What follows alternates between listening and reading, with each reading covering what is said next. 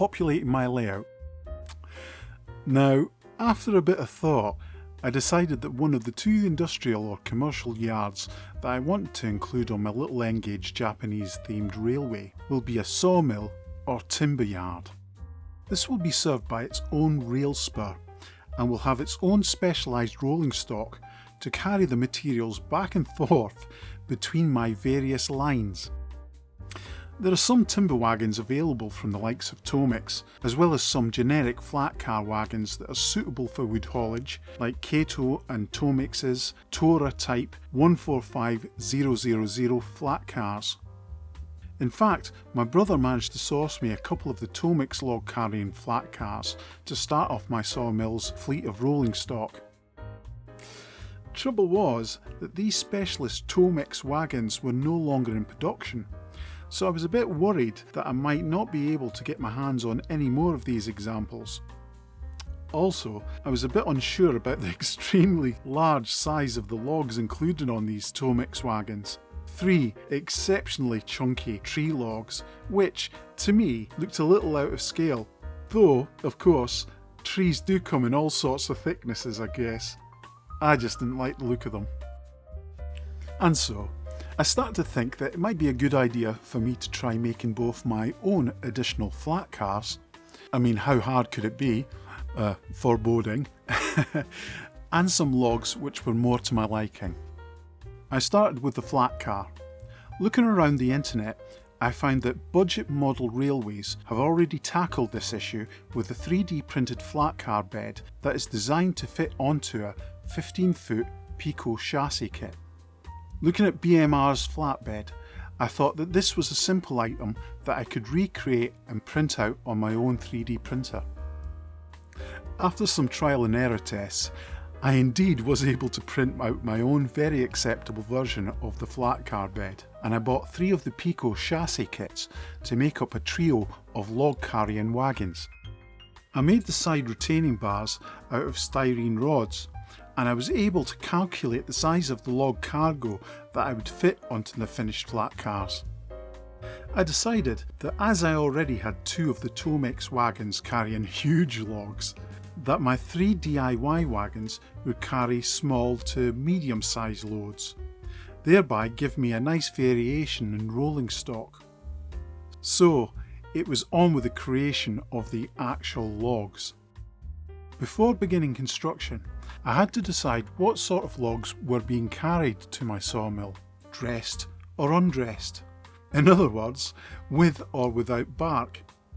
My Tomix wagons came with both types, and I have to say that I liked the look of the model tree trunks with the fake bark rather than the plain wooden dowels that made up the load of undressed logs.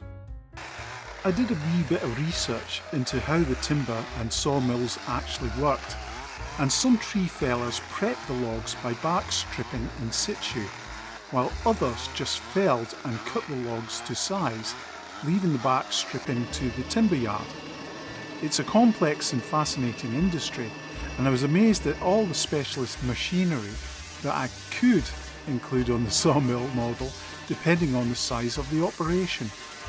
But I just wanted to make a model of a small cottage industry operation, so I had to try very hard not to get swept off my feet by some of the amazing model kits of larger sawmills that are available online, some of which are exceedingly expensive.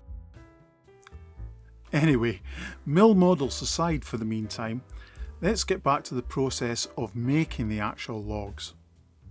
The first issue though was what diameter should my logs be? I had some 4mm wooden dowels, but they looked a little on the small side.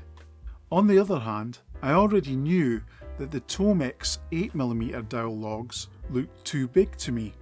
So I bought some 5 and 6mm wooden dowel to see if I could get into the Goldilocks zone. I cut the various sized dowel to length suitable for my wagons. Then, to make the bark texture, I thought I would try slathering a thin layer of modelling putty or similar material down the length of the dowel. I could then apply some additional bark effect detail onto the wet putty with a stiff paintbrush or toothpick.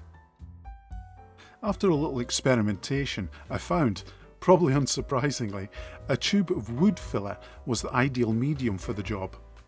It started to dry within minutes and so became firm enough for me to easily draw on any additional detail I needed before it completely hardened.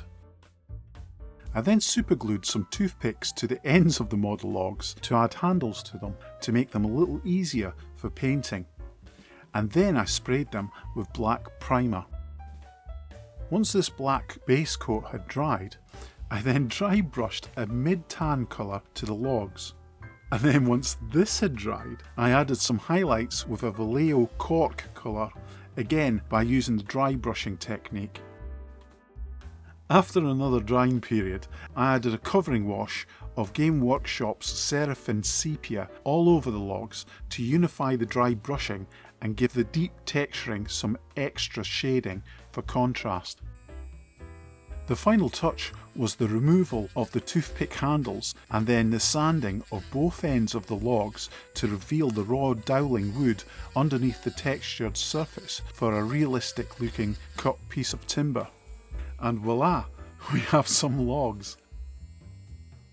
These new logs were much more to my tastes, both in size and colouring, and I think I will replace the overly large Tomix logs with my own for consistency of cargo. I was really quite pleased with the end results, and I'll make this my go-to technique for both logs and for when I eventually add trees to my layout scenery.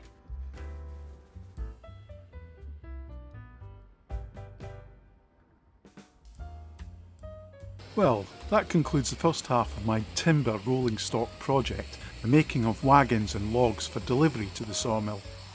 In a forthcoming part 2, I'll be making the freight shipments of planks coming out of the timber yard, so I have traffic going in and coming out of the mill. Additionally, I'll start to plan the first of my actual buildings for the timber yard, and whether I'll scratch build all my models, or if there'll be a mix of scratch constructions and maybe some commercial kits. So, until then, thank you very much for watching this episode of MilgeekAchoo. My videos should start to come out a bit more regularly now we're into my autumn-winter project season. If you did enjoy this video, please like and subscribe. It'll give me the incentive to crack on with even more videos. All the best.